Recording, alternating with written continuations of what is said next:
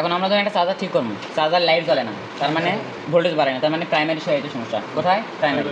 তাহলে চেক করবো, চেক করতে গেলে লাইট জ্বললে তার মানে এটা ভালো, চলে গেলে লাইট জ্বলে না, জ্বলে না মানে প্রাইমারি সমস্যা, মানে এসি সাইডের সমস্যা। আর জ্বললে তার মানে এই সাইডে ভালো, এই সাইড খারাপ। বুঝা যাচ্ছে না কথা? ক্লিয়ার? এখন জ্বলে না তার মানে এই সাইড দেখালে কোন সাইড? AC side. না বুঝলে হুম মা করবেন না। জ্বলে না এসি সাইড এক কথা ঠিক। জ্বলে না, এই ক্ষেত্রে আমরা এই সাইড চেক করবো। টুপিন এই টুপিন লিয়ে যা প্রথম সিরিজে দেবো, তারপর খুলবো। খোলার পরে যেখানে যে ক্যাপাসিটার নেই, বড় ক্যাপাসিটার, বুঝতে পারছেন? ক্যাপাসিটারে প্লাস আর মাইনাস এক করে দেবো। এক করে যদি ফায়ার পাই তার মানে বুঝবো টুপিন ভালো, কারণ টুপিন ফিউজ ডায়োড হয়ে এইটপি পর্যন্ত ভোল্টেজ আসে। তাহলে এইগুলো যদি ভালো না থাকে কিন্তু ভোল্টেজ আসবে না। তাহলে ফায়ার পাইছি মানে এগুলো ভালো। আর যদি ফায়ার না পাই তাহলে টুপিন চেক করবো, ফিউজ চেক করবো, লাইন দেখবো পুড়ছে কিনা, যেটা খারাপ পাবো সেটা কাজ করে দেবো। বুঝতে পারছেন? এবার তখন ফায়ার পানো, ফায়ার যদি পাই তার মানে এগুলো দেখার দরকার নেই। আর যদি লাইট জ্বলে ওঠে সঙ্গে সঙ্গে তার মানে বোঝা লাগবে ডায়েট শর্ট। কি শর্ট? বলে সব ভালো ডায়েট শর্ট। ডায়েট খুলবো আর চেক করবো, দুই দিক যদি মান দেখায় বা জিরো দেখায় তার মানে কি ভালো, মানে খারাপ ডায়েট, তাহলে কি ডায়েট খারাপ, তাহলে ডায়েট চেক করে দিবেন। একদিকে তো লাইন আসবে, একদিক দেখাবে। এরপর আসেন এটি ফায়ার করলেন, ফায়ার জোরে দেখায়, কত জোরে? অনেক জোরে, দেখছেন তো? ফায়ার যে জোরে পাইলেন লাইটটা জ্বলে না, ফায়ার আছে এটি, তার মানে আপনার আইসি আর আইজিবিটি যে দুটা থাকে ওই দুটা খারাপ আছে। কি আছে? আইসি আর আইজিবিটি দুটো একসাথে খারাপ হলেও খারাপ দেখাবে, ভোল্টেজ জমা থাকবে, বা সিঙ্গেল খারাপ হলেও ভোল্টেজ কী হবে? জমা থাকবে। তাকে আগে আইজিবিটি মাপবো মসফেটের মতো করে। এটা মসফেট যখন মাপবো নি তখন দেখাবো। আইজিবিটি পরিমাপ করে যদি দেখে আইজিবিটি ভালো বা মসফেট ভালো, এই মসফেট, তাহলে আপনার আইসি খারাপ, তাহলে খালি আইসি পাল্টা দেবো আর এটাই রাখবো। আর যদি দেখি যে না এটা খারাপ, তার মানে এটা আর এটা দুটো মিলে পাল্টাই দেবো। বুঝতে পারছেন? আর যদি দেখি যে আপনার আউটসাইড আরও কিছু নষ্ট করে ফেলে দিচ্ছে, সেক্ষেত্রে ওই সব যে আইসি আর মনে করেন এই মসফেট এই দুটো খুলে ফেলে দিয়ে একটা কেলি লাগাই দিতে পারি। কি লাগাই দেবো? কেলি, শর্টকাট পদ্ধতি। কেলি লাল তার লাগাই দেবেন আইজিবিটির মধ্যের পিনে, আর কালো তার লাগাই দেবেন ক্যাপাসিটারের মাইনাসে। ঠিক আছে? এই দুটো দিলেন। এখন আমাদের কাজ কি? কমপ্লিট। এখন আমাদের কিন্তু ভোল্টেজ আর ঠিক থাকবে না, ভোল্টেজ কী হবে? কম বেশি হবে। এর কম বেশি হলে ঠিক করা যাবে রেগুলেটর ঘুরে। এই পর্যন্ত কি বুঝেছেন না? বুঝছেন? শেষ, আমাদের কাজ শেষ, আর কোনো কাজ নাই এখানে। লাইট জ্বলা শেষ। হ্যাঁ, লাইট জ্বলা শেষ। তার মানে এটা যদি কাজ করি মানে ওই চার্জারে এতটুকুই কাজ। আমার কথা বুঝা পারছেন?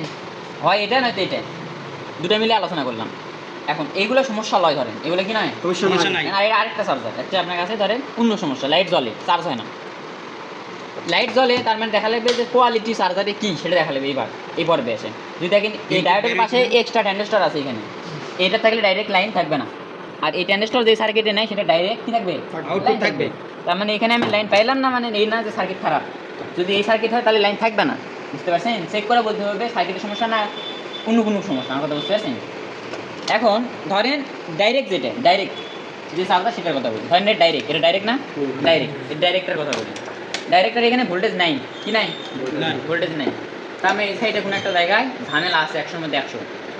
কী করবো দেখেন, প্রথমত আগে উপর থেকে চেক করবেন, উপরে চেক করবেন কটের মধ্যে দিয়ে, কটের দিয়ে দেখবেন ভোল্টেজ আছে, অথচ কাস্টমার কাছে চার্জ হয় না, তাদের যাওয়ার গাড়ি দিয়ে দেখবেন দরকার ভালো নেই। বুঝতে পারছেন?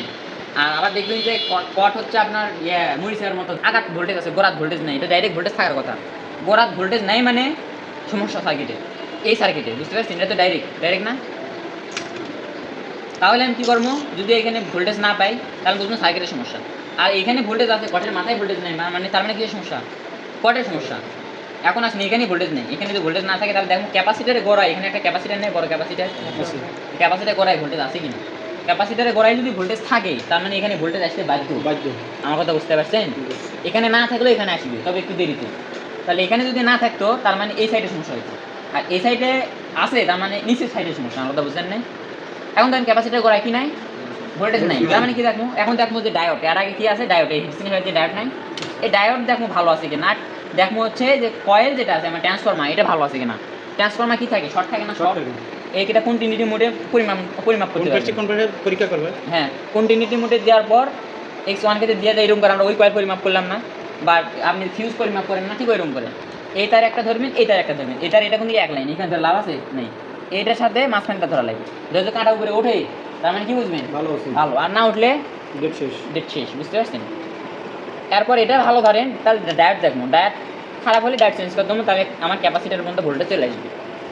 ধরেন এইটাও সমস্যা না, সমস্যা আমার ক্যাপাসিটারে ভোল্টেজ আছে বাট এখানে ভোল্টেজ নেই, এখানে আসেই না।